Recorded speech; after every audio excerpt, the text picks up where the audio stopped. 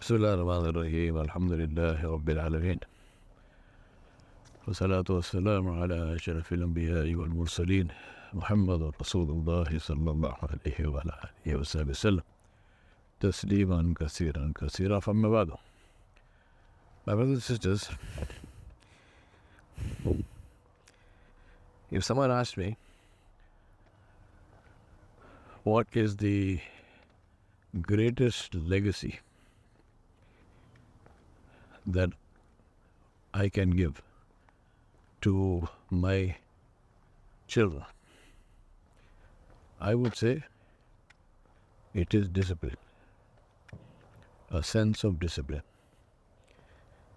That would be the greatest legacy that I could give to my children. The reason I say that is because everything good in life comes from having a sense of discipline. As somebody said, and I quote this all the time, it's not one of my quotes, but it's a beautiful quote from someone.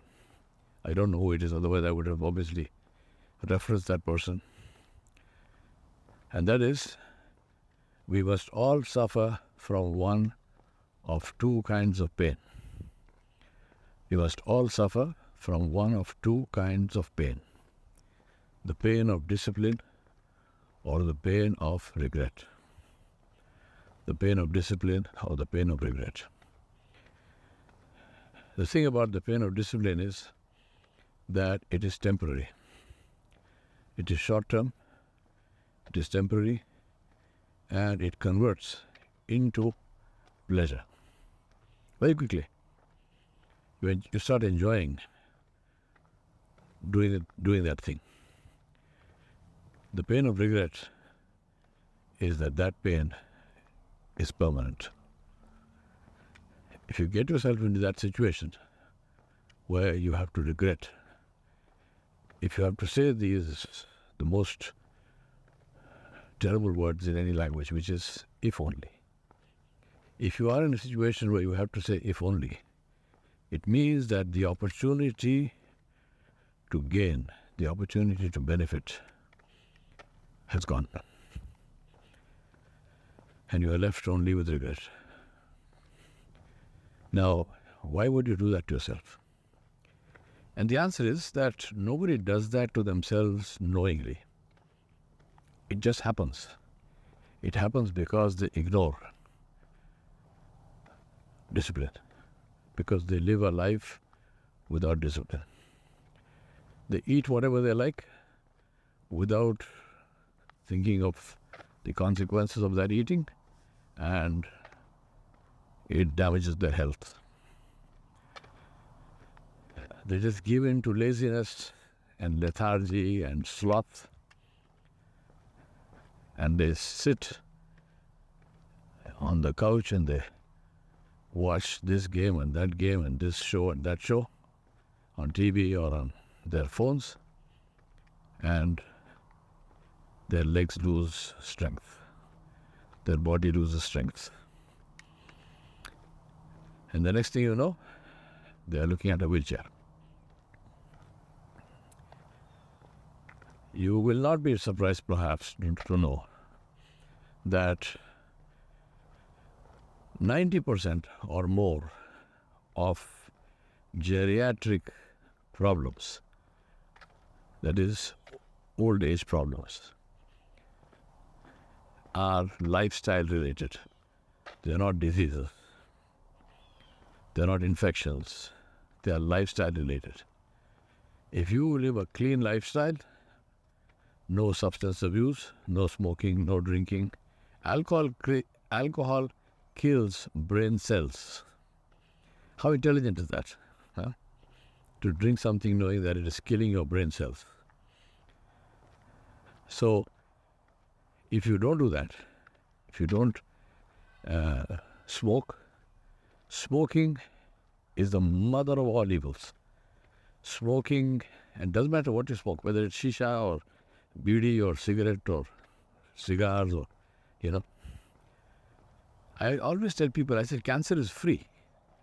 You don't have to buy it. So why do you buy it? And cancer is only one of the things, one of the many, many, many charming things that you can get by smoking. Please.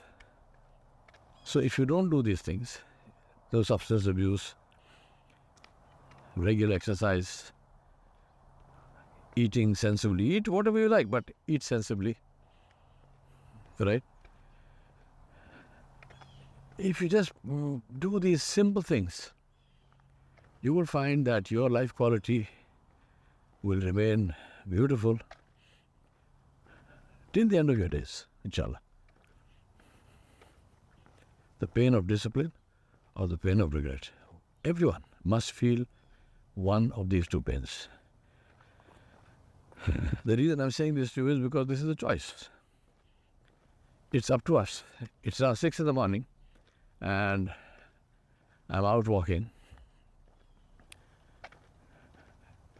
Was it easy to get up at 6 in the morning? Well, I didn't get up at 6 in the morning. I got up much earlier than that. But the point is that once you get yourself used to that, then you find that it's so beautiful. There's not a soul in sight. All I can hear is bird song. And I wouldn't even be talking if I didn't have to record this Fajr reminder. But Umar is on my neck, so I have to do it. Now, think about it. I mean, this is this is available to everybody.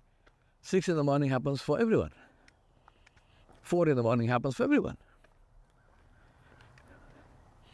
My brothers and sisters, make this into your daily routine. And what's that? Wake up in the morning for tahajjud. So that is, you're waking up an hour before the time for Fajr starts and pray tahajjud. And after that, read one juz of Quran. And then pray Salat al-Fajr by Jama'ah. Let your day begin like this. And once you finish Salat al-Fajr, then go for a walk. Walk 10,000 steps. That is 5 miles. Right? Come back home. And then depending on what the time is and what your rest of the day schedule looks like, either get a nap if you like. If you're really feeling so sleepy, sleep for an hour or so. Usually you will find that you won't feel sleepy at that time. And then, have your breakfast and so on. Now, as far as sleep is concerned, first of all, you don't need as much as you think. Nobody needs 8 hours of sleep, please. Forget about all these sleep doctors who tell you these stories. This is, I don't know why they say that, because this is, as far as I'm concerned, simply not true. You do not need 8 hours sleep. 8 hours is 1/3 of your life. Think about this. 24 hours in a day, 8 is 1/3 of that, which means that if you're sleeping 8 hours per day, 1/3, 33% of your life is gone. So you can increase your lifespan, not by the entire 33%, because you need some sleep, but by a considerable amount of that, just by sleeping less. Because I don't know anybody who achieves anything by sleeping. So, sleep less. So if you want to wake up at 4 o'clock in the morning, if you want to wake up an hour before Salat al-Fajr, you have to sleep early. So sleep after Salat al-Isha. When you finish your Salat al-Isha, maybe depending on which country you live in and so on, here in America now, Salat al-Isha is at around 9:30. By the time you finish it, come back home from the masjid, it may be 10 or so, 10:15, go to sleep, right? 10:30, go to sleep. If you sleep at 10:30, believe me, you will have absolutely no problem whatsoever waking up at 4 a.m. None whatsoever. Because from 10:30 to 4 a.m. you would have got your 5.5, 6 hours of sleep. Right? So, do that. Sleep early, depending on which country you are in. Adjust it accordingly. Sleep early. Part of discipline. Then before you sleep, keep a notebook. In this notebook, on the left side, open it, on the left side will be your goals for the day. So write down 3 goals. Now you're doing this before you go to sleep. 3 goals that you need to accomplish for the following day. Tomorrow morning, what are the 3 things that I need to do in order of priority? And the order of priority will be according to your life goal, which you should have written, if you haven't written it now, do that the first thing. Because without a goal, you cannot prioritize. Without priority, your time will just go. It's a waste.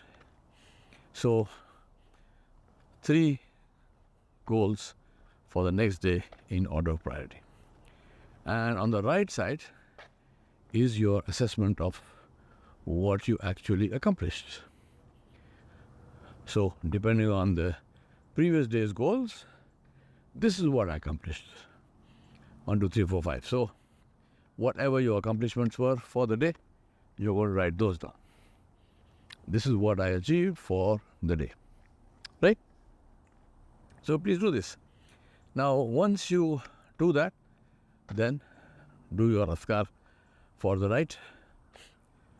Read Surah Al-Sajdah and read Surah Al-Mulk, because this is the hadith of Rasulullah, hadith of our mother Aisha Siddiqa radiallahu anha, who said that Rasulullah never slept until he read these 2 surahs, Surah Al-Sajdah and Surah Al-Mulk. So do that.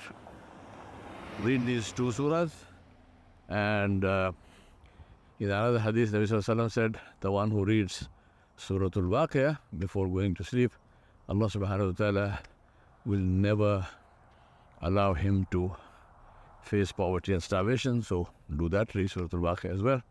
And the benefit of reading all of these is that Nabi Sallallahu Alaihi Wasallam said, whoever reads 80 ayat of the Quran before he goes to bed, he or she will be written among the qaniteen, among the obedient slaves of Allah Subhanahu wa Ta'ala. And that's a wonderful place to have your name in that list. So when you read Surah Al-Waqi'ah, Surah Sajdah and Surah Al-Mulk, these are, will give you much more than the 80 ayat that you need. So alhamdulillah, now you've got your ayats, and you've got your name has been written in the qanateen, alhamdulillah. And then you do the azkar of the night. There is this wonderful book called Hisnul Muslim, Hisnul Mu'min or Hisnul Muslim, I can't remember now, same thing, which has all the azkar of the night, of the day. So Ayat al-Kursi, the Surah Al-Ikhlas, and the Muwaddatain, Surah Al-Falaq, Surah Al-Nas, and then Tasbih Fatimi, and so on and so on. So all of this, finish all that, go to sleep.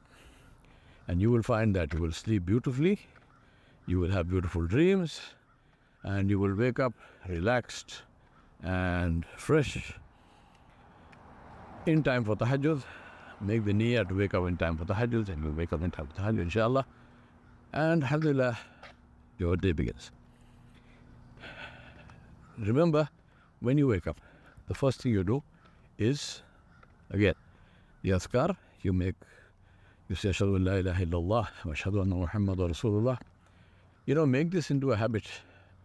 May Allah subhanahu wa ta'ala reward the sheikh who told me this. I was a little kid, and in Hyderabad, I had gone with my dear friend and mentor, Nawab Nazir Jazak, to the house of the sheikh. And he said a wonderful thing. He didn't say it to me just in that gathering, he said it, but it stuck in my mind. He said, make this into your habit that when your eyes open from sleep, the first thing you say is, Ashhadu an la ilaha illallah wa ashhadu anna Muhammadan Rasulullah. He said, because when you are in your grave and you are lying there and the angels come, Munkar and Nakir, and they wake you up and they say, sit up. And you say, Ashhadu an la ilaha illallah wa ashhadu anna Muhammadan Rasulullah. That's the first thing out of your mouth, because this is what you have conditioned yourself to do. This kind of positive, good conditioning is eminently desirable. So do that. So do that. After that, when you get out of bed, the first thing you do is to make your bed. Please understand, all those people who want to go out there and change the world, start with making your bed. If you cannot make your bed, believe me, you are not going to change the world. Because you can't even change your bedroom. You cannot even change your bed. And you want to change the world, give me a break. Not happening. So, if you really are serious about doing something useful in your life, start with making your bed. And then you got to get out of bed and, do your whatever you need to do. Remember, discipline starts with that. Discipline, the sign of discipline is, number one, that you make your bed when you awake. Number two, to ensure that your surroundings are clean. Your car is clean. May Allah have mercy on people. Good people, mashallah. I love them. But if one of them says, I will pick you up to take you such a place, I don't know what to say. I don't want to say, don't pick me up, and I don't want to travel with you. But really, because the person's car looks like a garbage bin with wheels. How pleasant do you think it is to travel in a garbage bin with wheels? Half-eaten food, children's toys, plastic bags, plastic bottles, all kinds of old socks and shoes with their full aromatic self, unwashed. Really think about that. This is, you want to begin your day. Forget about picking me up. You were going to get up. You get out in the first time you were getting out of the house, you're sitting in a car which is like a garbage bin. How nasty is that for yourself? Forget about others. Don't do that. It's a mark of your honor that your car should be clean. Your home should be clean.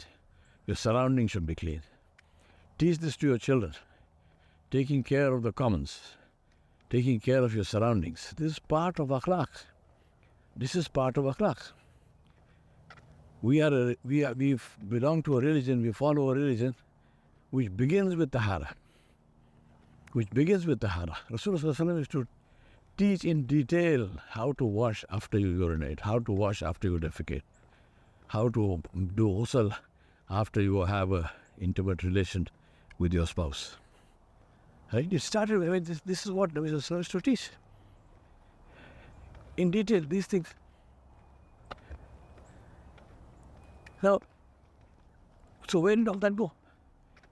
Without cleanliness, without clean clothes, without wudu or ghusl, as the case might be, and without a clean place to pray, our salah is not valid. So, discipline, cleanliness, discipline. We belong to a religion where the fundamental principle, the rukun, is salah. And this salah is kanat alal mu'minina kitaban mawquta. Allah subhanahu wa ta'ala has made this fard on the believers at specific times.